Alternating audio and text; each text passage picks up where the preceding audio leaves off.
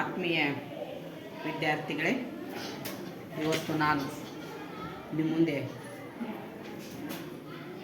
ಪ್ರಯತ್ನಿಸಿದರೆ ಯಶಸ್ವಿ ಅನ್ನುವಂತಹದ್ದು ಶತಸಿದ್ಧ ಅನ್ನುವಂತಹ ಒಂದು ಉಕ್ತಿಯನ್ನು ಉದಾಹರಣೆಯೊಂದಿಗೆ ವಿವರಿಸಲಿಕ್ಕೆ ಇಷ್ಟಪಡ್ತೀನಿ. ಜೀವನದಲ್ಲಿ ಇಷ್ಟಪಟ್ಟು ಕಷ್ಟಪಟ್ಟರೆ ಪ್ರಯತ್ನ ಪಟ್ಟರೆ ಯಶಸ್ವಿ ಅನ್ನುವಂತಹದ್ದು ಮನುಷ್ಯನಿಗೆ ಶತಸಿದ್ಧವಾಗಿ ದೊರೆಯುತ್ತೆ ಅನ್ನುವಂತಹದ್ದು ಒಂದು ಕತೆ. ಇಲ್ಲಿ ನಾನು ನಿಮ್ಮ ಮುಂದೆ ಹೇಳಲು ಹೊರಟಿರುವಂತಹ ಒಂದು ಕತೆ A girl called golden. Okay, ಈ ಬಂಗಾರದ ಹುಡುಗಿ ಅಥವಾ ಬಂಗಾರದ ಪದಕವನ್ನು ಗೆದ್ದಂತಹ ಒಬ್ಬ ಬಂಗಾರದ ಹುಡುಗಿಯ ಕಥೆಯನ್ನು ನಾನು ನಿಮ್ಮ ಮುಂದೆ ಹೇಳ್ತಾ ಇದ್ದೇನೆ. ಇಲ್ಲಿ ಹೇಳ್ತಾ ಹೊರಟಿರೋದು ಆಸ್ಟ್ರೇಲಿಯಾ ದೇಶದ ಬೆಟ್ಟಿ ಕತ್ಬರ್ಟ್ ಅಥವಾ ಎಲಿಜಾಬೆತ್ ಕತ್ಬರ್ಟ್ ಅನ್ನುವಂತಹ ಒಬ್ಬ ಹುಡುಗಿಯ ಕಥೆಯನ್ನು ನಿಮ್ಮ ಮುಂದೆ ಹೇಳ್ತಾ ಹೋಗ್ತಿದ್ದೀನಿ. ಈ ಎಲಿಜಾಬೆತ್ ಅನ್ನುವಂಥವಳು ವೇಗದ ಓಟಗಾರ್ತಿ. ಆಸ್ಟ್ರೇಲಿಯಾ ದೇಶದವಳು ಒಲಿಂಪಿಕ್ಸ್ನಲ್ಲಿ ಆಸ್ಟ್ರೇಲಿಯಾಕ್ಕಾಗಿ 3 ಚಿನ್ನದ ಪದಕವನ್ನು ಗೆದ್ದಂತಹ ಒಬ್ಬ ಶ್ರೇಷ್ಠ ಮಹಿಳೆ. ಆಕೆಯ ಒಂದು ಕಥೆಯನ್ನು ನಿಮಗೆ ಹೇಳ್ತೀನಿ.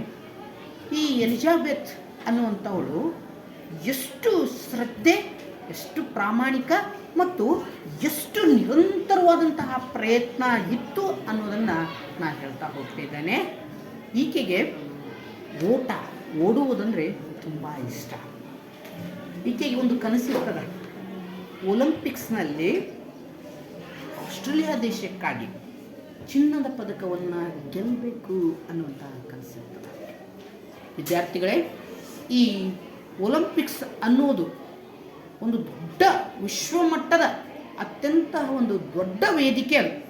ಬಹಳಷ್ಟು ಅತ್ಯಂತ ಚತುರರು, ಅತ್ಯಂತ ಶ್ರದ್ಧಾವಂತರು, ಅತ್ಯಂತ ಕ್ರೀಡೆಯಲ್ಲಿ ಟಾಪ್ ಮೋಸ್ಟ್ ಲೆವೆಲಲ್ಲಿ ಬಂದಂತಹ ವರ್ಷ ಮಾಡಿದಂತಹ ಆಟಗಾರರಿದ್ದಾರೆ. ಇಲ್ಲಿ ಪದಕವನ್ನು ಗೆಲ್ಲಬೇಕಂತಂದರೆ ಬಹಳಷ್ಟು ಕಷ್ಟಪಡಬೇಕಾಗ್ತದೆ. 4 ವರ್ಷಗಳ ಕಾಲ ತಪಸ್ಸಿನ ತರಹ ಪ್ರಯತ್ನವನ್ನು ಮಾಡಿದಾಗ ಯಶಸ್ವಿ ಅನ್ನೋದು ಸಿದ್ಧವಾಗುತ್ತೆ. ಅಷ್ಟು ವರ್ಷಗಳ ಒಂದು ಒಲಿಂಪಿಕ್ಸ್ನಿಂದ ಇನ್ನೊಂದು ಒಲಿಂಪಿಕ್ಸ್ಗೆ ಸಾಗಬೇಕಾದ್ರೆ 4 ವರ್ಷಗಳ ಕಾಲ ಏನು ಮಾಡಬೇಕಾಗ್ತದೆ, ಪ್ರಯತ್ನಿಸಿದಾಗ ಗೆಲುವನ್ನುವುದು ನಮಗೆ ಸಿಗುತ್ತೆ. ಇಲ್ಲಿ ಈ ಎಲಿಜಾಬೆತ್ ಅನ್ನುವಂಥ ಒಬ್ಬ ಹುಡುಗಿ ಏನು ಮಾಡ್ತಾಳೆ ಅಂದರೆ ಓಟವನ್ನು ತನ್ನ ಕ್ಷೇತ್ರವನ್ನಾಗಿ ಆಯ್ಕೆ ಮಾಡ್ಕೊಳ್ತಾಳೆ. ಎಷ್ಟು ಶ್ರದ್ಧೆ ಅಂತಂದರೆ ಈಕೆ ಅತ್ಯಂತ ಚಿಕ್ಕ ವಯಸ್ಸಿನಲ್ಲಿಯೇ, ಸಣ್ಣ ವಯಸ್ಸಿನಲ್ಲಿಯೇ ನಡೆಯುವಂಥ ಸಂದರ್ಭದಲ್ಲಿ ಕನಸನ್ನು ಕಾಣ್ತಾಳೆ. ಚಿಕ್ಕ ವಯಸ್ಸಿನಲ್ಲಿ ಎಲ್ಲರೂ ಈಕೆಯ ಸಂಗಡಿಗರು ನಡ್ಕೋತ ಹೋಗಬೇಕಾದ್ರೆ ಈಕೆಗೆ ಓಡಬೇಕು, ನಾನು ಓಟಗಾರ್ತಿ ಆಗಬೇಕು ಅಂತ ಅವಾಗಲಿಂದಲೇ ಓಟವನ್ನು ಪ್ರಾರಂಭಿಸ್ತಾಳೆ. ಅಷ್ಟೇ ಅಲ್ಲ, ಇವ್ರ ಫ್ರೆಂಡ್ಸ್ ದೊಡ್ಡವರಾಗಿ ಓಡಬೇಕಾಗಿದ್ದರೆ ಈಕೆ ಜಿಂಕೆ ತರಹ ಓಟವನ್ನು ಓಡ್ತಾಳೆ. ಅಷ್ಟು ಪ್ರಾಕ್ಟೀಸ್ ಚಿಕ್ಕಂದಿನಿಂದಲೇ ಹಗಲು ರಾತ್ರಿ ಅನ್ನದೇ ನಿರಂತರವಾಗಿ ಶ್ರಮ ವಹಿಸಿ ಪ್ರಯತ್ನ ಮಾಡುವಂತಹ ಒಬ್ಬ ವ್ಯಕ್ತಿ ಈಕೆ ಆಗ್ತಾಳೆ. ಅದೇ ಅಲ್ಲ, ಅಷ್ಟೇ ಅಲ್ಲ, ಈಕೆ ಫ್ರೆಂಡ್ಸ್ ಎಲ್ಲರೂ ಆಟ ಆಡಬೇಕಾದ್ರೆ ಈಕೆಗೆಷ್ಟು ಆ ಓಟದಲ್ಲಿ ಕೌಶಲ್ಯವನ್ನು ಸಾಧಿಸಿರ್ತಾಳಂತಂದರೆ ಆಕೆಯ ಫ್ರೆಂಡ್ಸ್ಗೆ ಓಟದ ಬಗ್ಗೆ ತರಬೇತಿಯನ್ನು ಕೊಡುವಷ್ಟು ಒಬ್ಬ ಪರಿಣಿತಳಾಗ್ತಾಳೆ. ಅಷ್ಟು ಶ್ರದ್ಧೆಯಿಂದ, ಅಷ್ಟು ನಿರಂತರವಾಗಿ ಪ್ರಯತ್ನವನ್ನು ಮಾಡುವಂತಹ ವ್ಯಕ್ತಿ ಈಕೆ ಆಗ್ತಾಳೆ. ಈಕೆ ಬೆಳಗಿನ ಜಾವ 4 ಗಂಟೆಗೆ ಸೂರ್ಯನ ಕಿರಣಗಳು ಭೂಮಿಗೆ ಬೀಳೋದ್ರೊಳಗೆ ರನ್ನಿಂಗನ್ನು ಪ್ರಯತ್ನಿಸ್ತಾಳೆ. ಈಕೆ ಏನಪ್ಪ ಅಂತಂದ್ರೆ ಆ ಬೆಳಕು ಗಾಳಿಯಲ್ಲಿ ಬೆಳಗಿನ ಶುಭೋದಯದಲ್ಲಿ ನನ್ನ ಪ್ರಯತ್ನವನ್ನು, ಶರೀರವನ್ನು ದಂಡಿಸಿ ಪ್ರಯತ್ನಿಸ್ತಾಳೆ. ಅಷ್ಟೇ ಅಲ್ಲ, ಈಕೆಗೆ ಕೋಚಿನ ಅಂದರೆ ಈ ತರಬೇತುದಾರರ ಒಬ್ಬ ಅತ್ಯುತ್ತಮ ಮಿತ್ರ ಆಗ್ತಾಳೆ. ಯಾಕಂದರೆ ಈಕೆ ಪ್ರಯತ್ನಕ್ಕಾಗಿ ಆ ತರಬೇತುದಾರರು ಈಕೆಗೆ ಏನು ಮಾಡ್ತಾರೆ ಅಂತಂದರೆ ಶಬಾಷ್ಗಿರಿಯನ್ನು ಕೊಡ್ತಾರೆ. ಅಂತಹ ಒಬ್ಬ ಶ್ರೇಷ್ಠ ವ್ಯಕ್ತಿ. ಅಷ್ಟೇ ಅಲ್ಲ, ಈಕೆ ಪ್ರಯತ್ನಿಸುವಾಗ ಸಾವಿರಾರು ಸಲ ನೋವನ್ನು ಅನುಭವಿಸಿದಾಳೆ.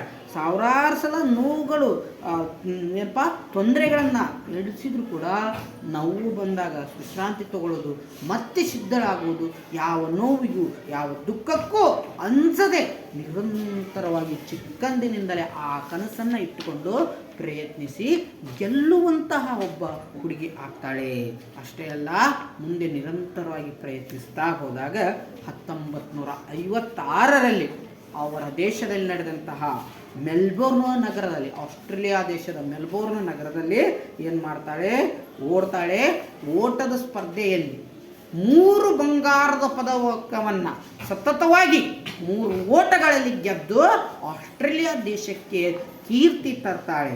ಅಷ್ಟೇ ಅಲ್ಲ, ಮುಂದೆ 1964ರ ಮುಂದಿನ ಒಲಿಂಪಿಕ್ಸ್ನಲ್ಲಿ ಜಪಾನ್ ದೇಶದ ಟೋಕಿಯೋ ಅಲ್ಲಿ ಏನು ಮಾಡ್ತಾಳೆ, ಮತ್ತೆ ಬಂಗಾರದ ಪದಕವನ್ನು ಗೆದ್ದುಕೊಂಡು ಏನು ಮಾಡ್ತಾಳೆ, ಆಸ್ಟ್ರೇಲಿಯಾ ದೇಶಕ್ಕೆ ಕೀರ್ತಿ ತರ್ತಾಳೆ.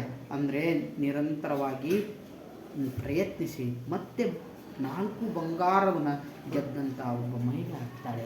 ನೋಡ್ರಿ, ಒಬ್ಬ ಮನುಷ್ಯ ನಿರಂತರವಾಗಿ ಪ್ರಯತ್ನ, ಶ್ರದ್ಧೆ, ಪ್ರಾಮಾಣಿಕವಾಗಿ ಒಂದು ಆಸೆಯನ್ನು ಇಟ್ಟುಕೊಂಡು ಪ್ರಯತ್ನಿಸಿದೆ, ಅದರ ನಿಟ್ಟಿನಲ್ಲಿ ಒಂದು ಯೋಜನೆ ಹಾಕ್ಕೊಂಡು ಕಷ್ಟಪಟ್ಟರೆ ವಿಶ್ವ ಕಂಡಂತಹ ಶ್ರೇಷ್ಠ ಸಾಧಕರು ನಾವು ಆಗ್ಬೋದು. ಸಾಧಕರಂದರೆ ಸುಮ್ಮನೆ ಆಗಲ್ಲ, ಒಂದು ನಿರಂತರವಾಗಿ ಪ್ರಯತ್ನ ಮಾಡಬೇಕು, ಕಷ್ಟಪಡಬೇಕು. ಹೌದಾ? ನಿಮ್ಮ ತಂದೆ ತಾಯಿಗಳು ಏನು ಆಸೆ ಇಟ್ಟು ಕಳಿಸಿರ್ತಾರೆ, ಅವರ ತಲೆಯಲ್ಲಿ ಭಾವನೆಗಳನ್ನು ನಿಮ್ಮ ಮೇಲೆ ಇಟ್ಕೊಂಡು ಕಳಿಸಿರ್ತಾರಲ್ಲ, ಆ ಭಾವನೆಯನ್ನು ನೀವು ಪ್ರಯತ್ನಿಸಬೇಕು. ಅಂದಾಗಲೇ ಈ ಎಲಿಜಾಬೆತ್ ಹೇಗೆ ಕನಸುಗಳನ್ನ ಇಟ್ಕೊಂಡು ಗೆದ್ಲು, ಆ ರೀತಿ ನೀವು ಓದಿನಲ್ಲಿ ನಿರಂತರವಾದಂಥ ಒಂದು ಪ್ರಯತ್ನ ಇಟ್ಕೋರಿ, ಕನಸುಗಳನ್ನು ಇಟ್ಕೋರಿ. ಗೆಲುವು ಅನ್ನುವುದು ನಿಮಗೆ ಸದಾ ಸಿದ್ಧ. ಪ್ರಯತ್ನಕ್ಕೆ ನಿಜವಾಗ್ಲೂ ಗೆಲ್ತದೆ. ಹೌದಾ? ಅದೃಷ್ಟ ಒಮ್ಮೊಮ್ಮೆ ಕೈಗೂಡಲ್ಲ, ಆದರೂ ಯಾವುದೇ ಅದೃಷ್ಟದ ಬಗ್ಗೆ ವಿಚಾರ ಮಾಡದೆ ನಿರಂತರವಾಗಿ ಪ್ರಯತ್ನಿಸಿ, ಗೆಲುವು ಅನ್ನುವುದು ನಿಮ್ಮ ಜೊತೆಗಿರುತ್ತೆ. ಹೌದಾ?